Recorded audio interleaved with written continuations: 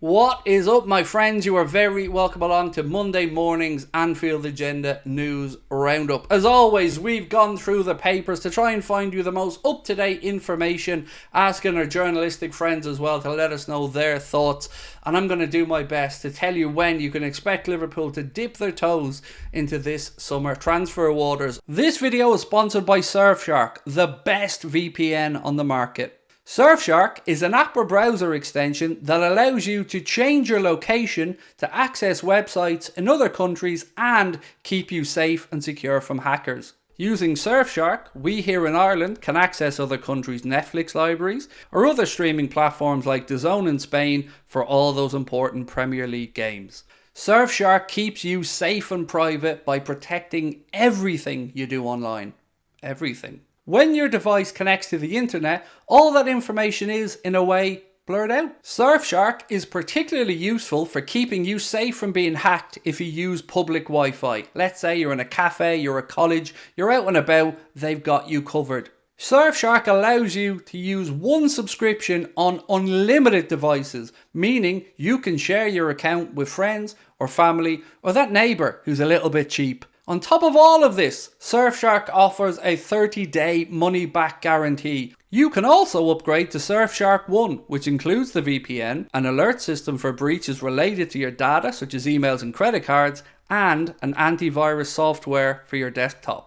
Our sign-up offer gives you Surfshark VPN for a little over €2 a month. Simply scan the QR code on screen right now or use the link in the description and enter the code Anfield Agenda at checkout. Right, I'm going to get straight into it. So, there was some talk last week from Rudy Galletti and a couple of other journalists to say that Liverpool might also be admirers of Celtic's Matt O'Reilly. Now, we've seen a couple of offers come into Celtic and have been rejected, and there's talk that maybe Liverpool could pursue a deal here. I've got to be really upfront and honest and say I know very little to next to nothing about Matt O'Reilly other than the fact, I've done a bit of a Google search and I figured out that he had an 18-goal season with Celtic last campaign. He's 23 years of age and I did, of course, notice him in that Danish squad in the Euros. Apart from that, I've seen his name pop up on the score sheet in pre-season a few times, but I'm not aware if he's anywhere near the level for Liverpool or not. But would love to know your thoughts on that one. Matt O'Reilly, any fans of the SPL, let me know. Is he good enough to come to Liverpool Football Club? Or is this just maybe Celtic trying to drum up a bit more interest for a player that they want to get, understandably, top dollar for? Now, I'm going to move on to a story about Wataru Endo because last night things got a little bit interesting on the Wataru Endo front. Firstly, news started to break that Liverpool rejected a bid from Marseille for Wataru Endo, believed to be about €14 million. Now, that's not too surprising at this moment in time, but what the surprising part was when Fabrizio Romano came out to say that interest was a few weeks back before they signed Kone and another player that they've already brought in. Højbjerg was the other one that they've brought in. So the question is Wataru Endo for sale or not? Again, journalists have differing views on this, but one phrase that's been used quite a bit is that Liverpool are not actively looking to sell Wataru Endo. Now, what does that mean? To me, it means that there's a number, and if somebody pays the number, Liverpool will be willing to sell. We do, of course, have to find a replacement, and we were already looking for a replacement before the talk of Endo moving on was coming up, so double replacements? I don't know, but certainly we need to get our finger out and get moving on that one. David Lynch say, again, Liverpool did turn down that offer from Marseille. David went on to say that a number of German clubs are also interested and a higher offer could tempt Liverpool to sell. One more deal, or potential deal, that I wanted to bring to your attention was one around Tyler Morton and the interest in RB Leipzig on bringing Tyler Morton to the Bundesliga. Also interest coming in from Atalanta, I believe, as well. And surely, we want Ederson, or at least I want Ederson. I think most of you guys probably hope at this point. Ederson, swap deal there, potentially some money going the other way. I don't know, but if they're interested in one of our players and Ederson is anyway up high on the list, surely it would make sense to try and make that a deal that could work for both parties. Interestingly, on Tyler Morton, I never did think there would be a lack of interest in the player, but it was always a question of what the gaffer wanted to do.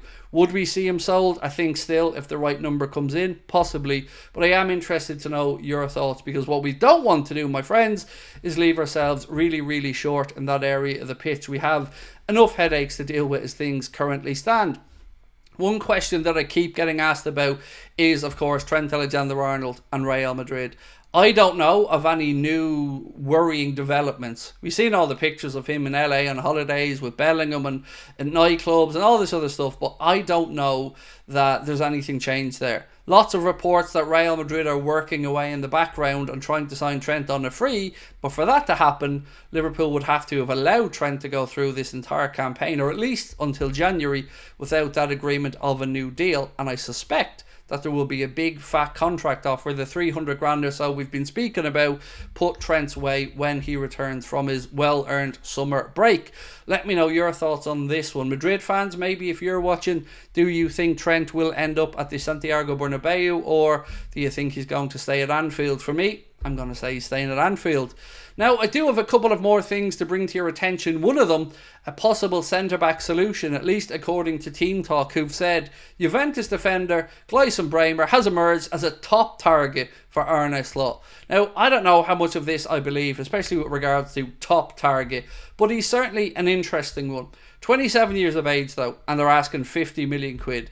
Now, I thought he was only about 25 until I was corrected last night by people in the chat to say to me, no, he's turned 27. So 50 million quid for a 27-year-old defender, unless he's really, really, really, really, really, really good, I just don't think it's the right fit. I think we could do with somebody maybe 3 years younger, maybe even a little bit more than that. So keep an eye on this situation. It could be that Juventus are just throwing their name out there as they look to drum up interest, of course, there on a summer where they're rejigging things, particularly in midfield, and they've added the centre-back in as well, I believe. So maybe there is something to Gleison Bremer moving on. We were linked with him all the way back when he was at, I think, Torino, before he went to Juventus. So I don't know if this is lazy journalism or just Liverpool being used to maybe drum up interest in the player. One more player that we're sort of revisiting, or potentially revisiting, is Moukoko of Dortmund. Fabrizio Romano was speaking with his agent, and this is what the agent had to say to Fabrizio Romano about his client. I say Dortmund is making a mistake in giving the youngster away. With so little playing time, everybody will know that his market value will be low, and Dortmund can't expect that much. We wanted it to be different, but that's the football business. Youssoufa is totally clear in his mind, extremely focused, and knows what he wants to drive his career forward. Now we are sounding out interest from England, Spain, and France.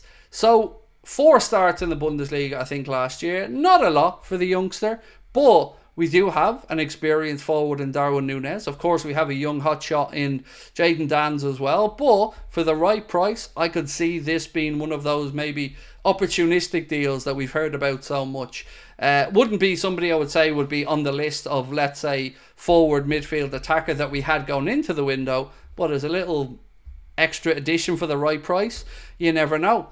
The Anthony Gordon situation, I know you're sick of hearing me talk about it, but I got to keep saying, I think there's more legs to this. A couple of reports now, I think the Sunday Mirror or one of the Sunday newspapers said that Liverpool are looking at a cash plus player option for Anthony Gordon. I don't know of anything on that side of things, but I do know that the rumours of Liverpool's interest in Gordon are very, very, very true.